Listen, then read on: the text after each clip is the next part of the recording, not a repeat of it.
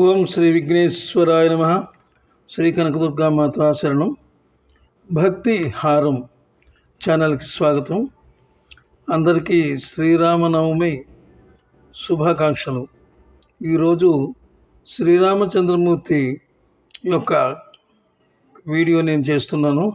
ఆయన గురించి చిన్న ఒక ఘట్టం తీసుకుని చేస్తున్నాను. ఆయన గురించి చేయాలంటే చాలా ఉంటుంది, కానీ కొద్దిగా చిన్న ఘట్టం తీసుకుని నేను చేస్తున్నాను. రామావతారం త్రేతాయుగంలోని విష్ణు అవతారం. రాముడు హిందూ దేవతల్లో ప్రముఖులు అన్నమాట. మహాభారతంలో రాముని గురించిన అనేక గాథలు ఉన్నాయి. వాల్మీకి రాసినటువంటి రామాయణమే కాక అనేక అనువాదాలు సంబంధించిన గ్రంథాలు చాలా ఉన్నాయి. రామాయణ కథ భారతదేశం భారతదేశపు ఎల్లలు దాటేసిందనమాట. అనేక దేశాల్లో ప్రాచుర్యం పొందింది.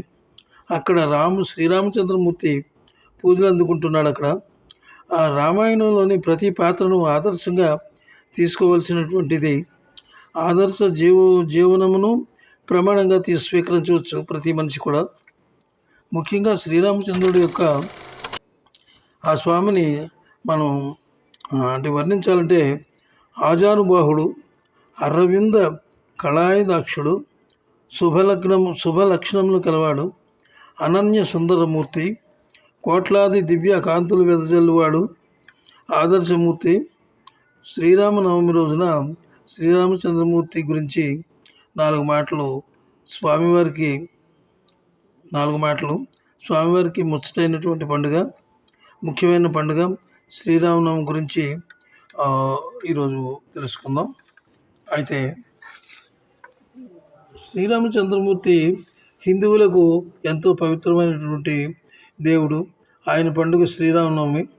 ఆ శ్రీరామనవమిలో పానకము, వడపప్పు, ఇంకా అనేక రకాల సామాన్లు అంటే తినుబండారాలు అన్నీ కూడా స్వామికి పెట్టి స్వామి యొక్క ఆశీస్సులు తీసుకుంటారు ప్రజలు. ఇది శ్రీరాముని ఈ పండుగ చైత్ర శుద్ధ నవమి నాడు శ్రీరాముని జన్మదినంగా జరుపుకుంటారు అందరూ. సీతారాముల కళ్యాణం సందర్భంగా ఈ వీడియో నేను చేస్తున్నాను. సీతారాముల కళ్యాణం ముఖ్యంగా శ్రీ భద్రాచలంలో చాలా అద్భుతంగా జరుగుతుంది. ఈ వీడియో మీకు నచ్చినట్లయితే ఒక లైక్ ఇచ్చి సబ్స్క్రైబ్ చేసి మాకు సపోర్ట్ ఇవ్వండి. అలాగే కలియుగంలో శ్రీరామచంద్రుని యొక్క రామనామం యొక్క